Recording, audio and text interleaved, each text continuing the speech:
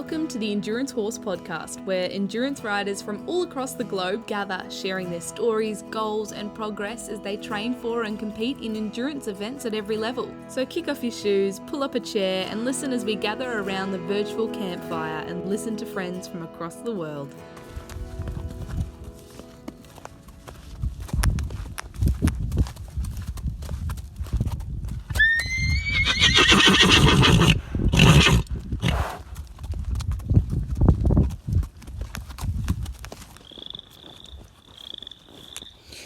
Hi everybody, this is Chris and this is episode 3 of the Endurance Horse Podcast. I've really been looking forward to getting this episode out there. I think you'll all enjoy it. We're going to hear from a few different countries and a lot of different riders, and we'll even get a cute update from a little young rider that's 8 years old. So without further ado, we're going to jump right in to episode 3.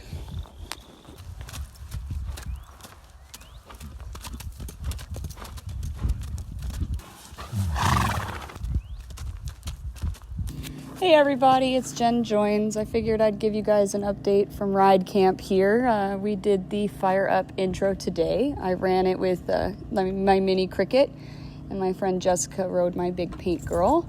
It was a blistering 85 plus degrees all day with absolutely zero shade.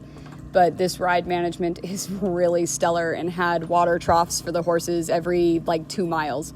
And I really quickly learned that nothing feels better on a hot day than dunking your head in the horse's water trough.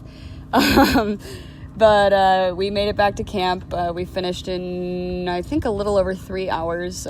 There were only 5 intro riders, and we took 4th and 5th, which is totally cool. I have no problem turtling rides, especially on days like today when it is roasting.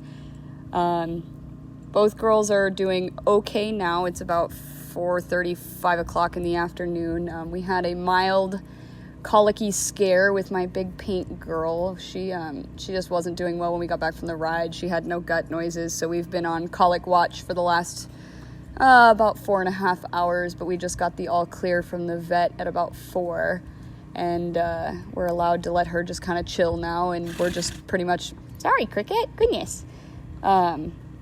We're just kind of sitting here playing the wait for poop game that all equestrians are familiar with.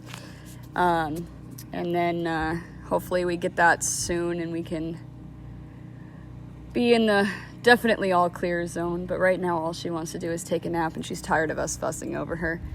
And then there's Kricket, who's currently eating her soaked hay and hanging out. We just had to move her under our little canopy because it's so hot in the sun. She wasn't doing well. She had an elevated pulse and wasn't eating or drinking really, and so we moved her into the shade, and now she's happily chowing down through Keisha's leftovers because Keisha got a smorgasbord of whatever she was willing to touch when we got back. But that's pretty much it. Like I said, we finished the intro and survived it, barely. But it was a good day, fun day, and we're parked next to a couple of really awesome groups of people. And they've been super awesome helping us out with Keach and getting her together, and they've been, offering us whatever we need and this and that, which is what I really love about the sport of endurance. Everybody's out to help the horses with whatever they need. There's no selfishness amongst anybody here, and it's just a really awesome group of people who participate in endurance.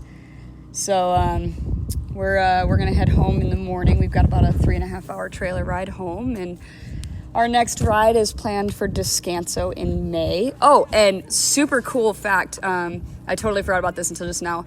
When we were walking out of vet check yesterday afternoon, I heard somebody go, "Oh my God, is that Kricket?" And turns out it's another fellow person who listens to the podcast and was so excited to actually meet Kricket. She had to take a photo and a video because her friend would be super jealous of her getting to meet Kricket. So that was really cool, and it was fun to see that, the podcast, there's a lot of people really out there listening. So that's it. Until next time, have a good one.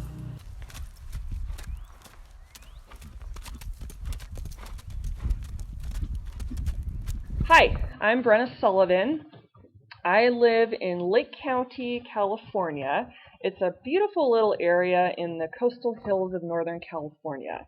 It's a pretty good place to ride year-round as long as you don't mind riding in the heat in the summer and a little bit of rain in the winter. But you can ride on trails all year round here. I'm extremely fortunate to have that. I have 2 horses that I'm currently riding in endurance. Both are gaited. Sky is my main endurance horse. She's a 12-year-old Blue Roan Tennessee walking horse. I've had her since she was a scrawny, sorry-looking youngster. She's grown up a lot since then. I trail rode and horse camped with her for a couple years and wanted to get back into endurance for fun, so we started doing some LDs. I was pretty positive she would not make a good endurance horse at first. 1, she's not an Arab. 2, she's a really bad panter. She'll pant, like walking for 5 minutes she'll be panting. And she doesn't take the best care of herself at the trailer. So I had all these reservations, but here she is. She's at almost 2,000 competitive miles. She's had 200-mile completions, including Tevis, and she's done 7 multi-day and Pioneer Ride finishes. She also won FOSH, which is Friends of Sound Horses National Distance Award, twice, and was the National Tennessee Walking Horse Endurance Mileage Champion in 2017. So she's doing pretty good. The best thing about Sky is that she truly loves going down the trail. You can just feel the joy in it when we're going down the trail, and I hope for many, many more miles together because I love riding her. My other horse is a 9-year-old standardbred cross gelding named Ranger. He came into my life somewhat fortuitously. He was not making it as a trailer pleasure horse, so I thought I'd try endurance on him. In February, we just completed his first 100-mile ride, and he did some multi-days over the winter and did a really good job. So far, he seems to be really tough, and he seems to take the physical demands of the sport in stride, but he's got kind of a difficult personality and can be a contrarian. So, we're just trying to work through some of those issues. Every horse is so different, and, you just have to play to their individual strengths. My first endurance ride was at age 8, and I rode my Welsh pony Beauty at the Camp Far West limited distance ride, and I was totally hooked. I've loved the sport ever since. I did some 50s as a kid and then took a break from endurance and horses when I moved away to college. I spent about 10 years traveling and working after that, and then I just had to yield to the undeniable need to live and breathe horses. Like, if it's in your blood, you just can't ever get rid of it. In 2014, I was kind of in an uncertain place in my life, and on a total whim decided to drive up to Tevis to watch the horses come into Forest Hill and into the finish. Tevis was always a childhood dream which seemed out of reach, but standing there, I haven't had too many lightning bolts of inspiration hit me in my life, but in Auburn, under the Tevis full moon, that was one of them. I just knew that I had to do whatever possible to get myself and a horse to this ride. And then that started my second journey into endurance. The thing I love most about this sport is the time you spend conditioning and competing with your horse, which turns into your partner and your best friend. I mean, it sounds cliche, but it's true. There's something really magical and spiritual that happens in the early hours of the morning when you're doing 100 with your horse. And it's a feeling I want to keep chasing. I also love endurance for the camaraderie, the sense of accomplishment, the friends you make, and the continued lessons that kind of get imparted upon you, whether you like them or not. I've become a much better horseman in all aspects after getting back to this sport. And I think it really, it makes you eat humble pie sometimes. And as long as you have an open mind to those lessons, I think, you can really grow as a horseman and as a person. And really, what could be better than spending all day in beautiful country on your favorite horse? I constantly have to pinch myself that we get to live this wonderful life with just these magnificent creatures that will do anything for us. It's really, really amazing. So my goals this year are hopefully to get back to Tevis and to finish the season on 2 sound, happy horses. I did finish Tevis last year, and coming under the lights in Auburn was all it's cracked up to be and more, and I'd love to be able to do that again. It was really special knowing that I'd done it on a horse that I'd raised, trained, and conditioned from the start. It was just a really tremendous sense of satisfaction. So those are my main goals. I also want to continue learning and, keep an open mind to things, and again, finish this season on 2 horses that are ready for another ride. So I do hope everyone has a wonderful ride season, and don't be afraid to aim high and chase your goals, because they're certainly attainable in this sport.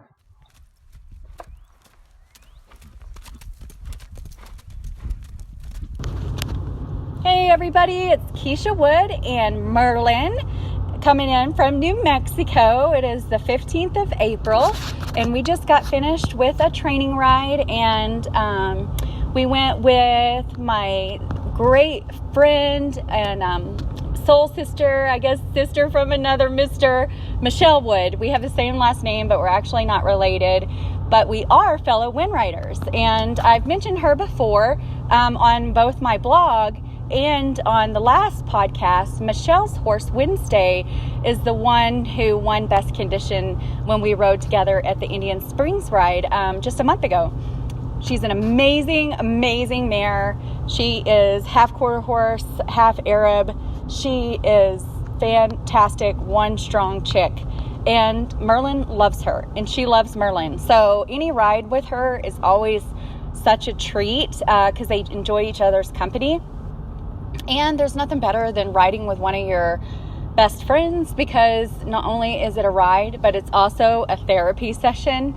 And we both said that today when we got finished. We're like, oh my gosh, was that not like the best therapy day? It was. It was beautiful. It was 76 degrees.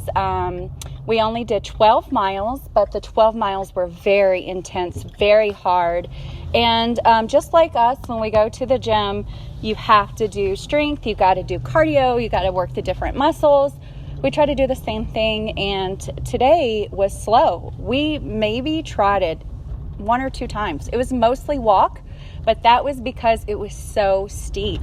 And it was 5 miles up and then 5 miles down. So I'm terrified of heights. I think I mentioned this before. And so Michelle was very kind to make sure we didn't have any scary cliffs, or whenever she thought something was hairy, she would turn us around. But it was 5 miles up, and then we got to the top, and I got to take really great pictures standing far enough away that it didn't scare me. But it was cool, and there were butterflies out, and there were little lizards out, and I know somebody messaged me before and they said, are there a lot of rattlesnakes out here? Well, yeah, there are rattlesnakes, and I've come across rattlesnakes, but here's the funny thing is that we've never had an issue. They're never aggressive. It's almost like a mutual agreement. Like, you stay in your lane, I'll stay in my lane, and sometimes we'll just let them cross the trail, or if they're curled up and they are like threatening to kick our butt, we just stay way away from them, and they warn you ahead of time. And so it's never been an issue, and the horses have never reacted. It's actually been just fine, but no snakes today. However, we did see 3 elk, and we were going antler hunting, and Michelle found an antler, and she taught me about it, and that was kind of cool because I've never done that before. And I'm looking right now to see exactly what we did, and our elevation gain was actually 1,892 feet, and we did 12.58 miles, and it took us 4 hours and 43 minutes. So it was super slow moving, and it was called Dry Canyon, which is before you get to Cloudcroft, New Mexico, right outside of Alamogordo, New Mexico. It's beautiful. It is just what it says. It's dry. There is places, and it's a wash, so there's lots of deep sand, but it's kind of pebbly, rocky sand, and lots of rocks from the water pushing it down. So it was really good on their brains today because they had to learn or watch where they were putting their feet. I think this kind of stuff is really good for them to go slow, watch that. It was and to take care of themselves while they're carrying us. So it was really good. And we made it to the top. We had some of the trails weren't clear because they're not used all the way, of course. And so we went off trail a little bit. So we ended up with lots of nice scratches. And Michelle actually banged a tree so hard on her knee that she had blood running down her leg. It was pretty gnarly. I took a picture of it because I was like, we can't forget this. This was bad. And but she's okay. It looked bad. And that's it. I mean, we're getting ready. Like I said before, we're planning on doing the Caja ride in Santa Fe, New Mexico in May. And my goal right now is to do 150 there. But, who knows how things will happen. I look at Merlin and I think he looks better than he ever has. I've always had an issue with keeping weight on him. And right now he just looks so strong and he looks so good and he acts strong. And so I think he's going to do great at the 50. So that's the plan. However, if I get there and I decide I want to do a 25, we'll do a 25. And we might do two. Who knows? But the plan right now is a 50. And so, and if any of you guys are going to go to Santa Fe, and if you've never been there before, oh my gosh, beautiful, beautiful. There are so many views. The trail is fantastic. It's going to be a great thing. And it's kind of cool because this year they're going to be sharing the trail with some runners. I think they're going to be doing like an ultra run at the same time. So it's going to be really cool. I'm excited and I'll keep you guys updated, but it's pretty. The horses have shedded out. I was looking at Merlin today and I thought he looked so pretty, just so shiny with the sun, and him shedded out now and he barely has any hair. And I just love that guy. I think you guys know that, but that's it for now. And I'll keep you updated. I'll let you guys know how our next trip is. But today was a wonderful day, great friends, great training, just blessed to be alive, blessed to be here, and just happy to be doing what I'm doing. And I'll check in with you guys later. Bye.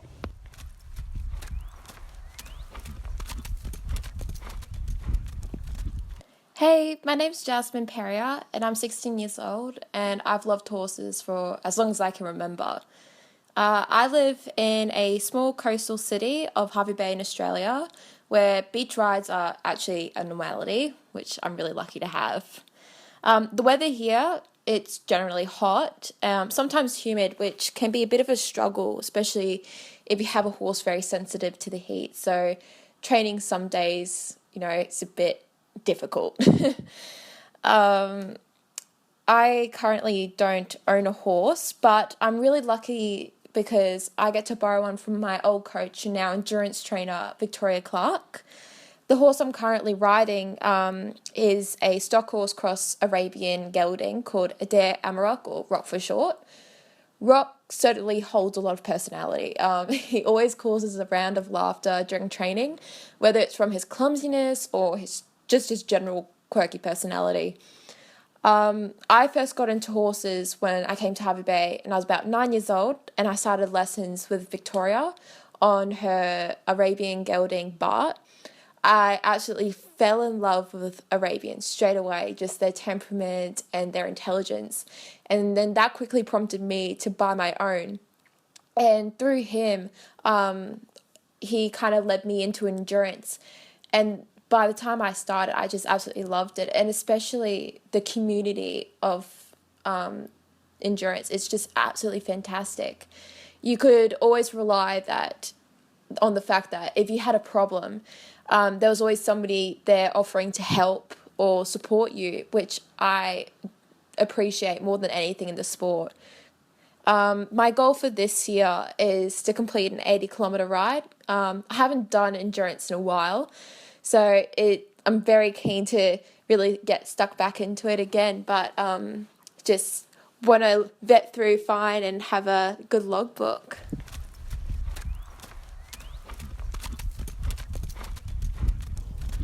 It's Darice Whyte from Canada again. I've been asked to provide another story, so let's see what I've got in the back of my head. Anyway, I was at a ride in Spruce Woods. It's one of the parks out here in Manitoba. And I was riding with another gal, and we did the first loop without too much incident. And we were fairly far ahead of others because we were we were going fast. Anyway, I came in from the first loop and pulsed in and everything, and went to go back out and get just out of camp, and broke a stirrup leather. Great. Okay, so back into camp I go, and I said to my friend, just go on. You head off, I'll try and catch you if I can. So go into camp and don't have another stirrup leather, of course, because why would I carry another stirrup leather? But whatever. So we decided that we would change saddles, and whilst I was out on the loop, the vet and another gal would fix my stirrup leather. I'm not sure how, but whatever. Anyway, so we decided that we would put the saddle from a 16 hand, half Percheron, half Arab gelding onto my mare, who's 14-1 Arab. However, interestingly enough, the fact that Tia's fat and very wide-shouldered, the saddle actually fit her. So, okay, fine, actually, and away we went, and off we go and go around and finish our loop, come in. And I'm fairly far behind my friend, but whatever. And so then I go to head out on the next loop, and we go to head towards the trail. Well, Tia decides, no, let's go right. Well, I wasn't expecting that. I somehow slammed into the front of the saddle, and my Garmin watch goes flying. I thought, great, thanks, Tia. So I scramble around trying to find the Garmin watch, and it's in pieces now, and the strap broke off. I guess I lost a pin, whatever. So fine. So put it in my pocket and try. And of course, Tia doesn't want to stand so for me to get back on. So we had a little dance around while she's like, no, let's go. And thinking like, what? I'm no cowboy. I can't just fly onto you.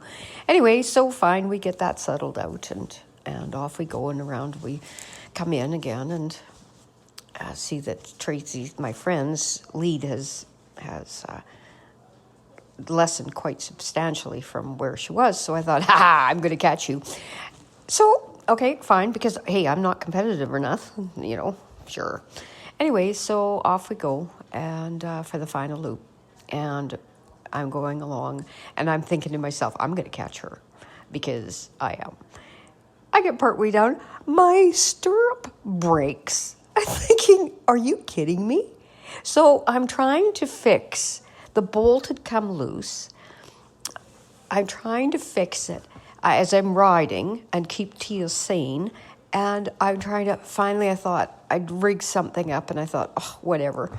So sure enough, I didn't catch her. Once I realized that I was doomed, I just slowed down and thought, okay, well, whatever.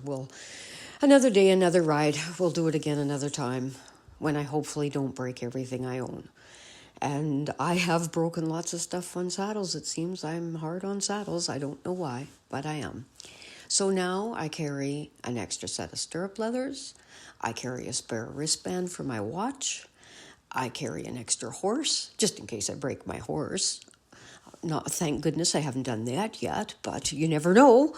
And I carry, extra booze, just in case, for medicinal purposes only. That's my story, and I'm sticking to it.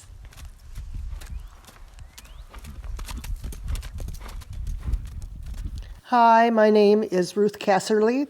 I'm located in northern Illinois, so that puts me in the Midwest region of AERC. I am a classically trained musician and a retired software developer. I grew up with horses, riding from about age 4 on half Arabs to start, and then moved to purebreds. I met and married my husband Tim in 1983, and although he was a city boy with no horse background, he was an Eagle Scout who loved camping and outdoor activities. He allowed himself to be immersed in this world of horses. We were trail riders for many years then, and also drove our horses. Our horses, we had others earlier, but when we met this sport, we had 2 purebreds, Bach and Harley. They were half brothers. Then a third horse, who was a full brother to Harley, was given to us. His name was Sam. Sam's previous mom recognized he had a lot of potential, and he was very underutilized. He needed a bigger job to do. We gave him that. So here's how we found the sport. We spent January of 2009 trail riding Bach and Harley in the Superstition Mountains of Arizona. Had a wonderful vacation. The horses were really fit. It was a great time. Came home in March of 2009. We were back in Illinois, and I attended a local driving club meeting where the program was presented by Wes Licht and Tony Troyer, representing MDDA, that is the Midwest Distance Driving Association. I went home and told Tim about it, suggesting we'd probably enjoy it, and we already had most everything we'd need to do it, just had to buy 2 helmets, a whip, and assemble a spares kit. As the first competition date rolled around at the end of April of 2013, the weather was pitiful. I emailed Wes and said, the weather prediction for Saturday is dreadful. Will this event still happen? And after a delay, his email response was, pack a raincoat. So the typical endurance mindset, get over it, persevere. So between April of 2009 and the end of 2013, Tim drove Bach and Harley as a pair for 1,001 miles of competition, plus a couple conditioning miles at home. One of the rules in MDDA is that you must have a groom if you are driving 2 horses. So that was my job. After these years of being Tim's wipe, aka groom, I was tired of getting no respect, and I was not, because I wasn't the competitor, so I was just along for the ride. So I started riding Harley in CTR in Umekra on weekends when the driving division didn't offer an event. Even with the limited ability to ride, we still won top 10 rookie and restricted mileage awards that year. Sam came into our family as that underutilized 9-year-old in 2012. I led a few novice rides on him that year. Ooh, that was exciting. Then competed in CTR for 295 miles in 2013. In 2014, it was time for Sam to become a driving horse. Paired him up with Bach, which meant I got my Harley back full-time, so yay. Tim, Bach, and Sam continued to compete. My biggest job was to line up a groom to ride along with them because Harley and I were busy. In 2016, we enrolled in the Umekra Versatility Contest, where the horse rider team does a minimum of 2 rides in each of the 3 divisions or events. That's endurance, LD, and CTR. And just to prove that my Harley was a versatile guy, we also threw in 2 drives on one weekend. So he'd been away from driving for a while by then and just had a blast going out on the trails as a single. It was great fun. Then disaster hit at the end of July 2016. Tim died in a bicycle accident while on his guy's vacation. I persevered, and the endurance family really stepped up to help me finish the season. Not enough words in my vocabulary to extol the virtues of this group. I received and continue to receive so much support from this Umekra family.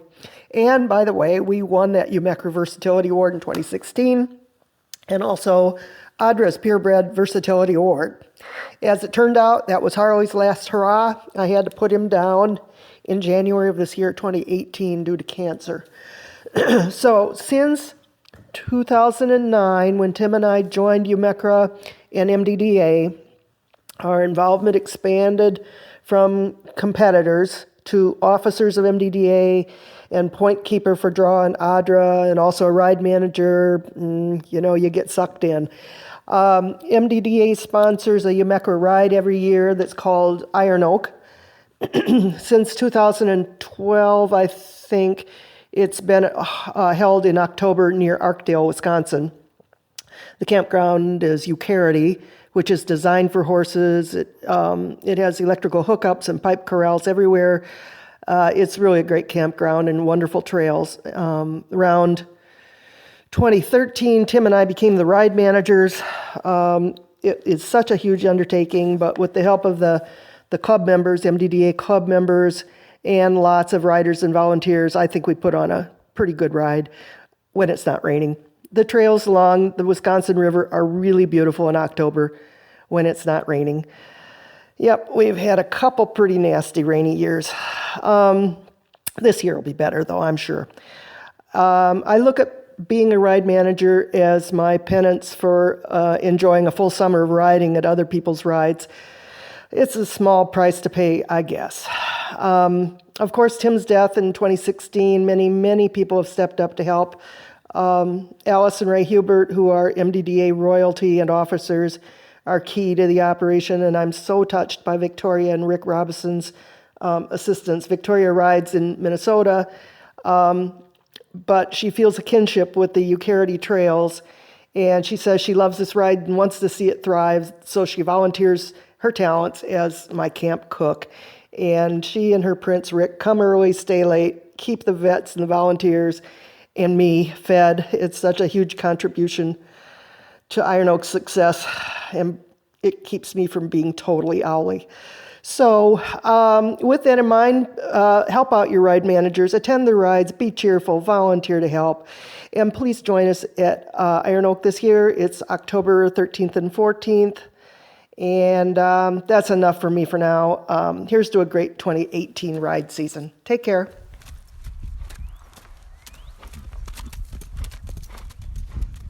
Hi everyone, my name's Brianna Sullivan and I'm originally from Toowoomba in Queensland, Australia, but I currently live in Hervey Bay on Queensland's Fraser Coast.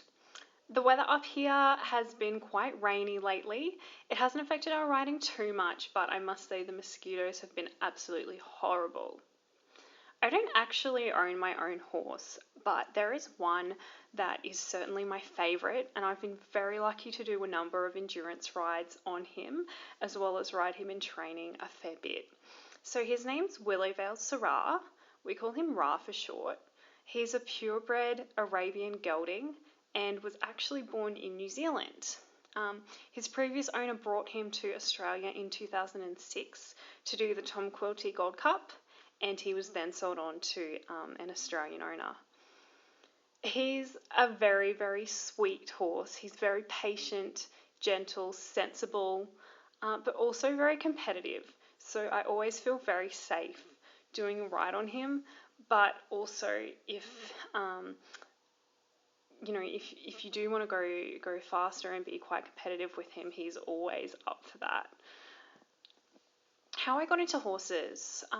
So I was always interested in riding as a child, and I would do trail riding maybe once every 2 months for about a year when I was about 11, 12 years old. But unfortunately, after about a year of doing that, the place I went to closed down. It wasn't until I was 22 years old, I'd finished my first degree at university. I was working a 9-to-5 job.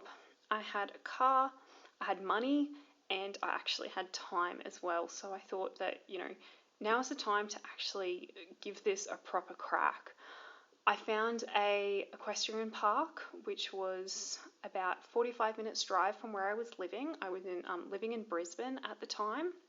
And every Tuesday night I would drive there for a 45-minute lesson. It was great. We started from scratch, and I learnt how to ride there. So I spent 18 months having lessons there, and during that time I'd gone back to university to do a graduate diploma in education and graduated as a teacher. My first teaching position was in Toowoomba, so back in my hometown, which seems not so bad, but I was very, very sad to leave my equestrian park and the horses that I'd been having my lessons on there. But it was actually through coming back to Toowoomba for that job that I found my way into endurance. So there's a place just outside of Toowoomba called Splendor Crest, which is owned by Jay Randall. I was having lessons with her and doing the odd trail ride as well. So one day she asked me what I actually wanted to achieve with my riding. Now, I'd heard about this endurance that a number of her horses and riders were into, and they were often going away for weekends to these endurance rides. But to my knowledge, all of these riders were children, so I thought it must have been some sort of children's sport. So when she asked me what I wanted to achieve, I told her I'd actually really like to try this endurance thing if I wasn't too old, thinking I was probably going to be the oldest person there. But as you would all know, I was very wrong about that. So she took me to a 20-kilometre ride in June 2014 at Lake Manchester.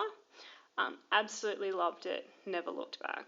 So I was pretty sad then when I actually had to leave Toowoomba at the end of that year to take up my next teaching position in Hervey Bay on the Fraser Coast.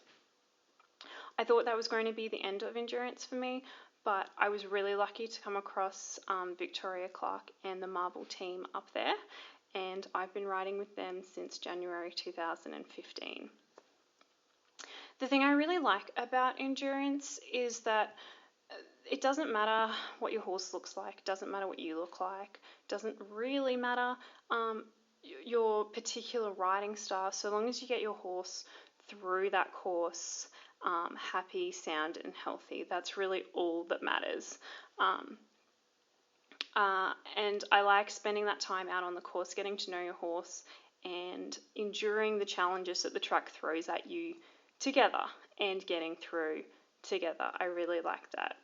I also like working as a team, so helping the other people in my team as well, helping them, helping their horses wherever I can.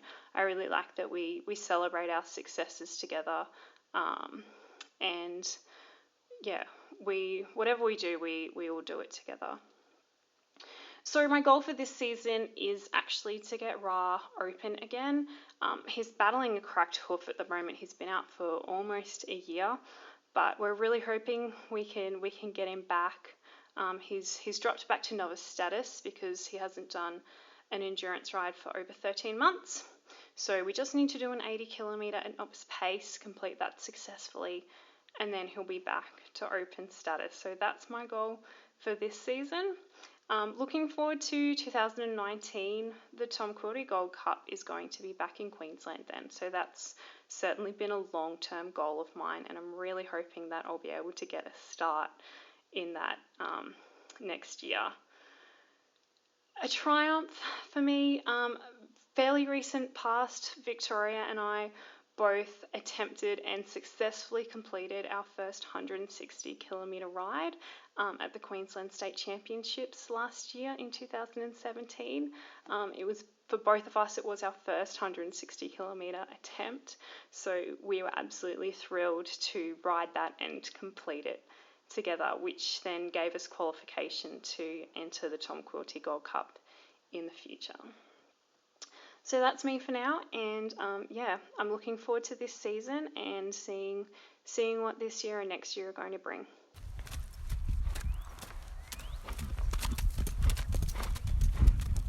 Hello again, it's Daryl from New Zealand.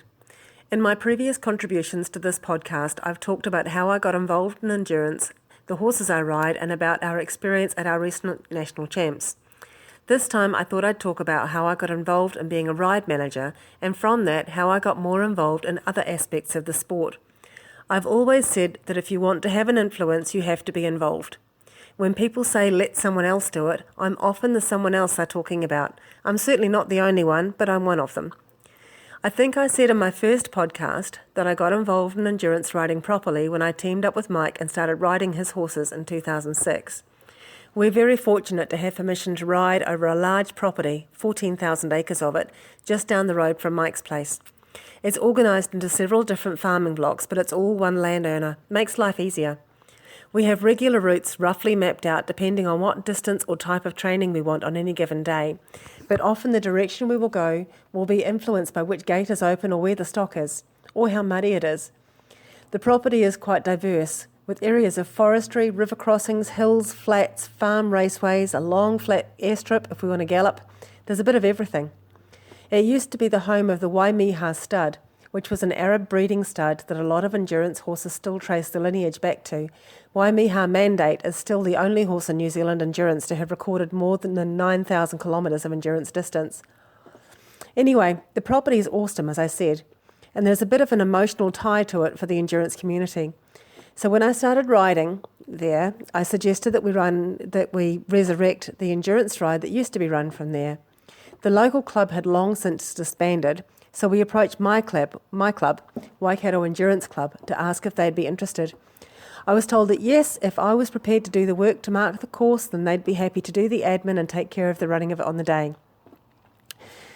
And so I was put on the email list for the committee correspondence, since I was now a ride organiser and needed to know what was being discussed. I never really got taken off it. When the ride was over, I was told that since I was already getting the emails, I may as well stay on the committee. Maybe I should have seen the writing on the wall then.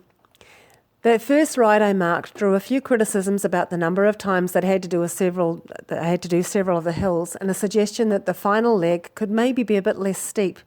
On that property, everything's steep. When I mark a course there, I put them through the flattest bits. Over the next couple of years, I've done that course about 8 times now, and I haven't marked the same track yet. I've always given them something different. So over the next few years, I worked on gathering trail markers for myself rather than having to get them brought over to me. In New Zealand, we usually mark tracks with road markers, just like you see on the side of the highways. I'm pedantic about having all the markers on the left. We drive on the left, so the markers are on the left as well. It was one of the things I noticed as a difference when I did a ride in California a couple of years ago. Markers are knocked into the ground with the silver reflective side facing the rider. If the yellow reverse side is what you can see, then chances are you're going the wrong way. I mark both sides of every gateway and both sides of every culvert where there's a drop or hole in the side of the track. Hazards have 3 markers side by side, and we put up signs for extra explanation where required. I was taught by my mother, a veteran of endurance and, of course, marking. When I was organising that first ride, it occurred to me that advertisements cost money. But if you send an article to the local newspaper with a photo, you get a half page of coverage and it doesn't cost a penny. So I wrote a short piece and sent it in. I also then did a follow-up article after the ride, and while I was at it, I wrote it up in more depth and sent it to the equestrian magazines as well. At the time, nobody was writing any publicity for endurance. It had, again, been something my mother had done in previous years, but when she stopped, no one else took over from her. I started writing more and doing articles about other rides I went to as well. The lady who wrote our club newsletter came up to me at one ride and said, "Daryl, I really enjoyed that last article you write. Do you want to take over the newsletter?" Flattery will get you absolutely everywhere, so now I was organising rides, writing articles, taking photographs, and also doing the club newsletter. And I was on the committee, marking trails every season. Then a new venue came up, so I was now marking 2 trails a season and taking over the whole organisation of them rather than just the trail side. Our club president had been in the role for quite some years and had been trying to step back but hadn't been able to. I got talked into being vice president. Then a couple of years after that, our president said he wasn't restanding, so I stepped up, and that's how I got to be club president. That same year, I'd also made the decision to stand for the ESNZ Endurance Board. It seemed a sad indictment that we were never ending up with an election for the board because so few people were prepared to put their hand up and be part of the governance of the sport. The previous year or two, we'd actually had to have nominations from the floor to fill the vacancies. So I put my name forward for nomination, and that's how I came to be Waikato Club President and also a member of the ESNZ Endurance Board in the same year. One of the main things I wanted to do on the board was to drive publicity for the sport. The first year I did okay at that. The second year I got a bit derailed and failed miserably. This year I've been allowed to do the job without getting bogged down in other tasks, and our members seem to be really enjoying our monthly publication. I'm learning all the time and trying to get better at planning ahead, not just months ahead. I'm currently looking towards our 2019-20 season. Seems strange to be planning that far ahead, but if you don't do it all, it just creeps up on you, and then the season's racing up on you at a rate of knots and there's no time for anything. I'm trying to be part of the solution to the various challenges that come up rather than sitting back and being part of the problem. I'm trying to encourage others to step up and learn the skills of being a ride organiser, and trying to encourage new people to come and give the sport a go. It's easy to spend all your energy on trying to attract new people and then forget about the loyal people you already have. So our newsletter is about looking after our existing people. So that's how I went from being a novice rider to being very involved in the organisation of our sport. If I can do it, anyone can.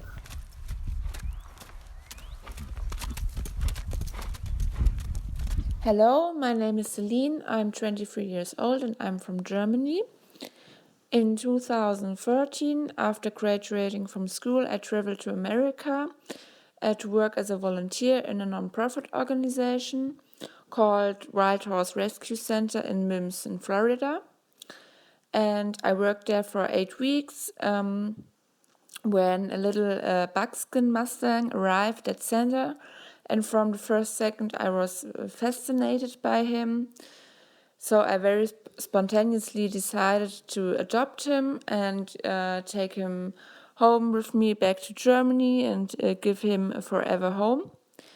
And I'm honest, at the beginning it wasn't that easy for me to get a connection to him because he was very wild and untamed. So the first months were very hard, but I changed the barn and found a barn where he is outside all day and all night with other horses, and yes, we feel very comfortable at this barn. So then I began to took him outside for walking, and we made many walks in the nature, and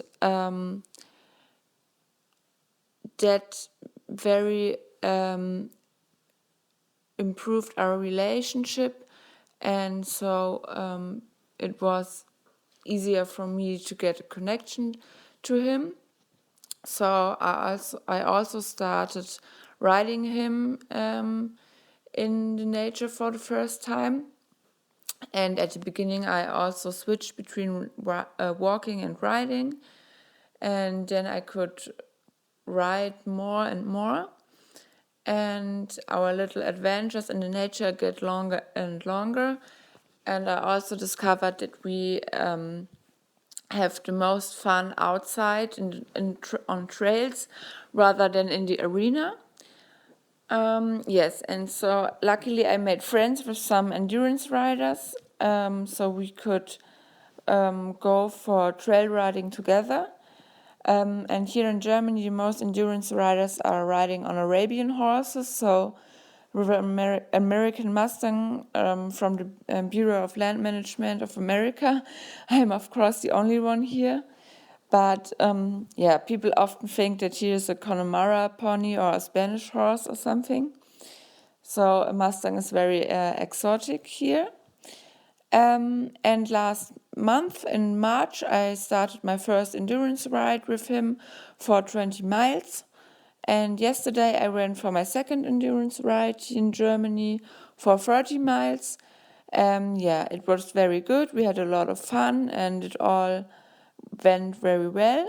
So yes, I am excited to all the adventures that have to come this year.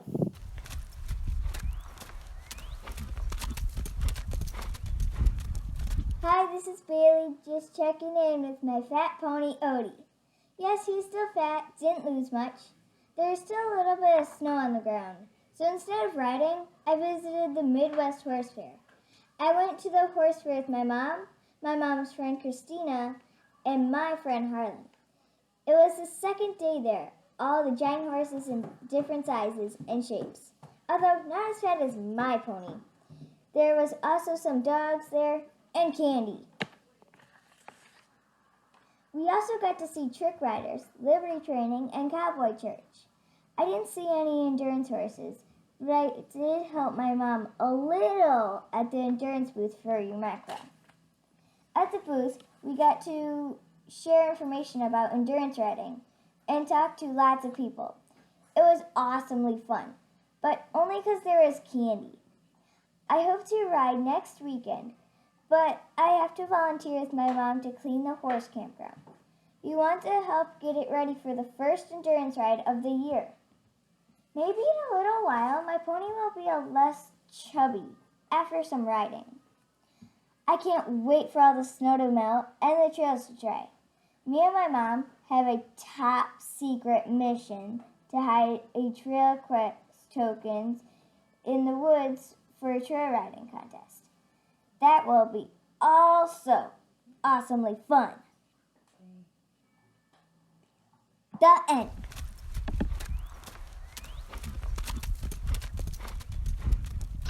Hello everyone, it's Keisha Wood from New Mexico again, and I wanted to call in or do this podcast again to give you guys an update.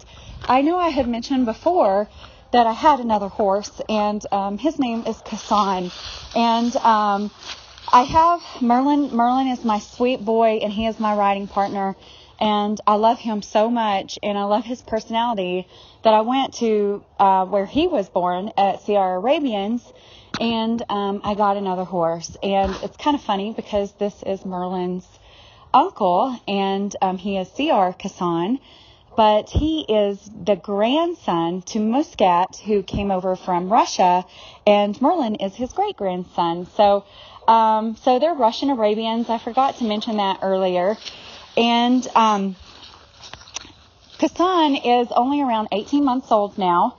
And so I'm working with him. And right now we are out doing a walk in our town, or our village is actually what it is. We live in Tularosa, New Mexico. And I've been taking him hiking with me and taking him jogging with me. And when I do my jogging, I usually do around 50 trot steps for him, and we do 50 walk steps, and then we just kind of alternate on that. I haven't let him canter. I'm trying to really teach him that he needs to stay next to me, so I keep a handy stick with me, or a carrot stick with me, and I kind of just keep it over in front of his chest, so if he decides to try to pass or anything like that, it kind of bumps him and he gets back in place. But I'm using this as an opportunity to teach him what I want him to do in the future. I'm hoping he will be my endurance horse in the future, and Merlin is 9 years old, so I figure as we're slowing down, I'll be bringing Kassan up, and hopefully I'll have a long life as an endurance rider with happy, healthy horses, and we can just continue to do this forever together. And in Tularosa, where I live, it's really neat because it's very historic, and we have what's called the 49 blocks, where they run creek water, and so he gets the opportunity to be around this rushing water. He goes jogging through here. There's dogs. I'm sure you can hear the dogs in the background. There's cars going by, and people are pretty courteous because a lot of people around here have horses. And it's just really neat opportunity for him to kind of grow and get in his mind that we can do this together. We're partners, and there's not a bunch of crazy stuff out there we have to worry about. And another thing I'm doing with Kassan, which I think is kind of cool, is my friend who is a fellow wind rider, Rose Carlson, really neat gal. If you ever see her, or meet her, she is like one of the best people on the planet. She gave me a bareback pad for him. So I put a bareback pad on him, so he already knows that where the cinch is, that he has to do this. And so we go jogging with the bareback pad. And this weekend, I took him hiking, and I put my water on the bareback pad. So he had that banging around on him the whole time. And this is pretty neat. I'm having a good time. It was different getting a baby, and I wasn't sure that I was going to like it so much once I brought him home. And I think Merlin was thinking he wasn't going to like it so much either. And but it's kind of cool. And one other thing I have never seen before that I'm experiencing through a baby horse, and I know that many of you already know this, but I never knew that they did that cool baby mouth thing.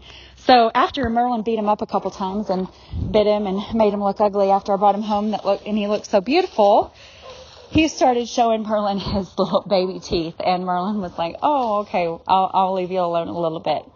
Only a little bit. But anyways, I wanted to give you guys an update that on both of my horses, because as long as this podcast is going, I want to keep you guys updated on both of them, because it's completely two different worlds. And one of the things I have learned by listening through this podcast is that we're all different, and we all have different horses and different breeds, and we're in different scenarios and in different areas, and I just think it's so cool. And so I wanted to share my story on my baby Kassan because he's just as cool.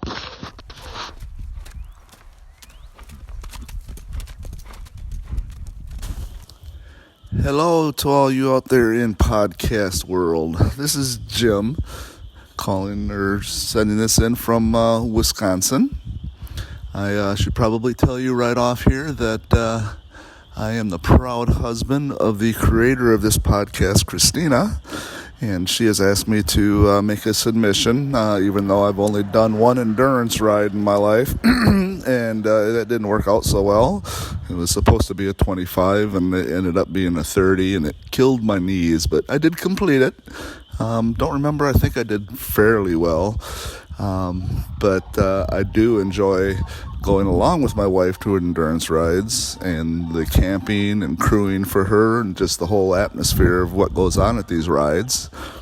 I'm amazed listening to my wife with these podcasts, how many people she has calling in from all over the world, really, and listening to all the different people and all their accents, and it's something that was supposed to happen, and my wife made it happen. So, and again, I'm very proud of her for this. And again, I just wanted to say hi and tell you all out there, just keep on submitting those podcasts. If you know friends or family or somebody who's in the endurance life, get them to call in or send in their audio file for this, and we'll make this thing just blow up and blow up the internet. So, again, my name is Jim, proud husband of Christina, and signing off. Bye.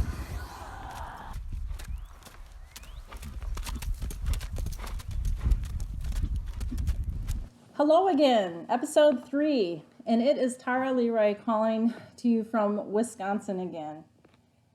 And as I'm talking here, I'm sitting here looking out the window in mid-April and seeing 10 inches of new fallen snow on the ground. Certainly putting a damper in my spring conditioning as Mother Nature reminds me that I'm at her mercy since I've become more of a fair weather rider in middle age. So instead of being able to share glorious stories of how well my conditioning is going, I thought I'd take this opportunity to share a little personal story of how endurance riding has touched my life. And even though it's been more than 12 years since I completed my last 50-mile ride, I'm still thankful every day for what the sport has brought to me. So just to back up a little bit, back to when I was a fearless, half-crazy 15-year-old ready to conquer the world and ride anything. I grew up watching my mom barrel race and go to rodeos and local shows and run everything at a high rate of speed. And while that was fun, I actually kind of went the other way, and I fell in love with riding the trails at a high rate of speed. But I love nothing more than to gallop through the woods or an open field, just me and my horse, manes blowing in the breeze, my eyes watering. So it wasn't long as a teenager. I needed some extra money, and my mom helped me get a job at a nearby riding stable. And by saying my mom helped me get a job, she basically drove me there and told me to lie about my age so they would hire me. So I spent the next few years taking city slickers out for trail rides, teaching Girl Scouts, and trying to ride as many horses as I possibly could in the process. While working there were all kinds of girls that would come and go as employees. It was hard work, and the days were long, and we were dirty and sweaty and exhausted at the end of the day. But I was with horses all day long, and I loved it. One day, I remember a new girl was introduced to the crew, and she was a girl about my age. And though I could tell she didn't quite fit in, she was a transplant from Ohio, I was rather fond of the big black thoroughbred that she had, so I figured we could probably become friends. It didn't take us long to find out that we shared a lot of the same baggage, and together we found our release riding through the woods and just loving the trails and being on horseback. And we did a lot of that over the next few years. And then I remember one winter day coming back from a ride, and it was cold, and she showed up dressed in camouflage to announce that she'd enlisted in the Army and she was leaving and she'd come to say goodbye. And I remember I was really sad, and I was really proud to have known her, and that I wished her well. And I thought, part of me thought, well, I'll probably never see her again like everybody else that's left here, but, you know, life happens and life goes on. And it wasn't long after that I had a series of life changes that left me bury my mother, raise my little sisters as my own. I got married and I moved 3,000 miles away from the only place I'd ever been. But through it all, I managed to keep my horses with me through thick and thin. And during the next 10 years, I lived in Idaho. Once again, I learned to gallop through the woods and the open meadows. It didn't take long before I heard about this weird thing called endurance riding. I saw a flyer up at a feed store that had advertised a 30-mile ride and probably some other distances, but I was pretty sure that was all Greek to me because I didn't know what any of it meant. But I was pretty confident my quarter horse and my big old Western saddle could go 30 miles in one day because we frequently did 20 and 25 in the mountains. So not knowing anything or anyone, I hooked up, drove there, camped for the first time with my horse, completed the ride, and probably because I didn't know what I was doing and what I shouldn't be doing, I managed to finish in the top 10. And I was hooked. I thought this was awesome. Over the next few years, I managed to do 3 or 4 rides a year until my son was born. In fact, the last ride I did, I was 5 months pregnant with him. So life changed again. Again, 3,000-mile move back to Wisconsin. Starting all over to be near my husband's family, and ended up back in the area where I used to ride as a kid. It didn't take long for me to learn I was only 5 miles from multiple endurance rides that were held every year, and I heard the trails calling to me while I was raising my son and daughter. So finally, they got old enough where they didn't require constant motherly attention, and I was able to start sneaking out and saddling up and riding again on a regular basis. Now, I remember I was helping a friend that I had met at a local trail club. I'll give you a shameless plug for the Southern Kettle Moraine Horse Trails Association. And she had shared an interest in learning to do a novice ride. So I was helping her prepare for a novice ride coming up, and we were doing trot outs in the parking lot at a local trailhead. Now, as I was helping my friend encourage her horse to actually trot at the trot out, I noticed a woman approaching. And at first I ignored her really hard, trying not to make eye contact because I was waiting for some stupid criticism or goofy questions about what the heck we were doing running our horses up and down the parking lot. But instead what I heard was a friendly voice that said, "Are you ladies endurance riders?" I was immediately surprised, and I looked up as she approached. And as she got closer, she looked at me and she said my name. And all at once, I was standing there in the parking lot, and I was a teenager again. And I was riding with my best friend through these very same trails because I recognized her and I wanted to cry. Damn motherhood hormones. It had taken more than 2 decades. We've been separated by the rigors of life and loss and thousands of miles and unable to locate each other. But here we stood, suddenly brought together again by a simple trot out, never knowing that we both had been driving by each other's houses for 10 years and knowing that we were that close together. And though it would prove to be a few more months before we actually were able to get together, when we did ride, it was like we'd never been apart. And as we learn about the many twists and turns our lives had each taken in the decades past, we found that our lives have actually been very closely mirrored in a number of ways.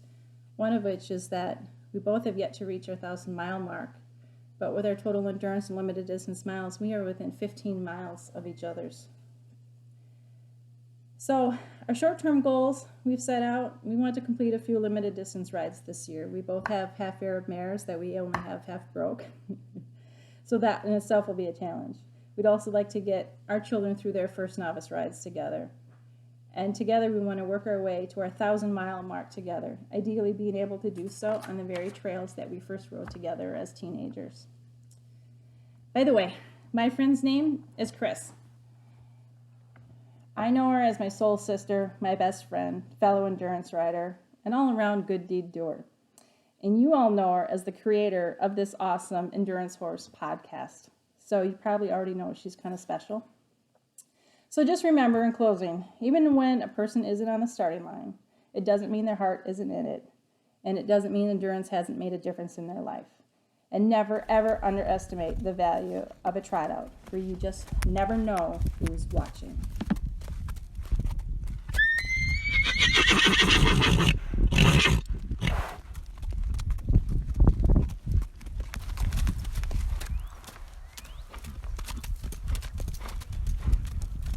Hi, Jim. Hello. So how are you enjoying the podcast so far? Oh, I'm loving it. Every minute of it. I mean, all the different people, all the different countries being heard from. It's fabulous. So you don't mind me staying up really late at night to put this all together? Not so much, but hopefully as it goes along, nights won't be quite so long. So the weather here has been crazy, right? We had like 2 days where we got almost a foot of snow. And I don't know about you, but I heard frogs out there singing. Finally, yes. And we've had pretty much winter right up until last week, but this week has been in the 60s, so it's been nice to get outside. So pretty much Wisconsin has gone from snow, where you can hear frogs and birds singing the spring song, to all of a sudden it's 60 degrees. And so what we did we had a pretty busy week last week. Harlan and I, our 10-year-old son, we went up and we volunteered at the endurance booth at the Midwest Horse Fair, and we got to meet a bunch of people who were interested in endurance riding and bribed them with candy, as I'm sure you heard from Bailey, Leroy, and just basically tried to wrangle a bunch of new people into the sport. Then Saturday, we did a 5K. We did, and it was our son's first 5K. And that little tyke, he got second place in his age group. And how did you do? I got second place also. And how did you do? I got third place. And you know what? This is only our third 5K, and we could not believe we placed. And it was so fun because the award ceremony, wasn't it exactly like an endurance ride meeting? Pretty much, yes. Except there were dogs. Dogs. Yeah, there were dogs everywhere. The police force was there with their canines, so we got some pictures with the kid and the police dogs and everything. And we have many more 5Ks to look forward to, since I don't do too much endurance myself. I do go and crew for my wife, and I do enjoy the atmosphere and everything that goes on at these rides. So I try to be part of it, even though I'm not on horseback myself. Well, you do great. You do awesome. It's awesome cooking with you over the campfire. You build the best fires. I thought you were going to say I'm an awesome rider, and I was going to say, well, you are. What happened to our last ride? What was it? A 35 that was supposed to be a 25? Yeah, I was hauling the horses in to meet Jim so he could vet through, and it was at Drawrama at Palmyra. And I just thought it was always 25. I didn't look at the flyer. And Jim called me. I was on my way there with the horses. It was a 35. And it killed my knees. It did. I think his stirrups were uneven. But I'm sorry, honey. You were too grumpy. You wouldn't let me switch your stirrups. Hey, Houdini took good care of me. He did. You took good care of me. Chris stayed right with me. I got off the horse and walked probably, maybe the last quarter of it or so. Yeah. Still made it in time, and I don't think I think I got through the ride and everything, but I don't think I did really well. I think we barely got in under time. Yes. We barely did. But we did. But we did. And the horses were all healthy, and that's what counts. But what you forgot to say is that your first novice ride, you won. I did. I think I won a bag of horse feed or something, if I remember right. But yeah, that was just an intro ride or something, if I remember right. It was like a 12 or 15, and it was your first time, and so... I'll be your crew. I love being the wind beneath your wings. Okay. So that means I get that horse back then. Yep. Okay. That's good. So guys, we didn't have a lot to talk about for conditioning, but we've been doing interval training for ourselves, and I do think I'm going to try to see how the horses like it. I've tried it on Houdini a few times, and he seems to really do good, you know. So I will be probably doing my first ride in July, because Faith doesn't really have a good base on her, and I think I'm going to condition May, June, and July, and my first ride on her will be the end of July. Main part being that she behaves herself and doesn't hurt Mama. So. And for my closing, I guess I'll just say that I am enjoying all these different submissions, and again, all the different people from all over the world. Keep submitting. If you have friends or family out there that are in the sport and you'd like to hear them on here, by all means, get them to submit a podcast to us. And I do want to say, some people are hesitant because English is not their first language, and they feel funny about their accent. But don't you love the accents? I love hearing them. I do, and the little kids, and all the different age groups, and hearing the stories from the people that have been doing endurance since way back when. I love each and every one of them. All the way up to the dreamers who are just starting. I want those people to send us some updates, because you know what? Even there's a lady in Wyoming that her first one is going to be around the time of mine, and she's going to do an intro. And I just really want to hear how it goes with her, and I want to be sure to thank Keisha Wood and Jen and Kricket and Darice and Daryl. You guys are rock stars about getting your files into me, and I really appreciate it. And you can ask Jim. I get excited when I get a new email into the Endurance Horse Podcast mailbox, and we just love doing this for everybody. We love bringing everybody together, and you guys go out and enjoy your conditioning, and goodbye now from Wisconsin. Keep sending those submissions in. Bye. We enjoyed having you along for the ride. Endurance Horse Podcast is where you get to share your adventures of riding good horses through beautiful country. Many stresses in life are washed away by a good gallop, a steady trot, or by simply saddling up your favourite horse for an easy ride. Remember, every mile a memory. To share your story on Endurance Horse Podcast, send an email to endurancehorsepodcast@gmail.com.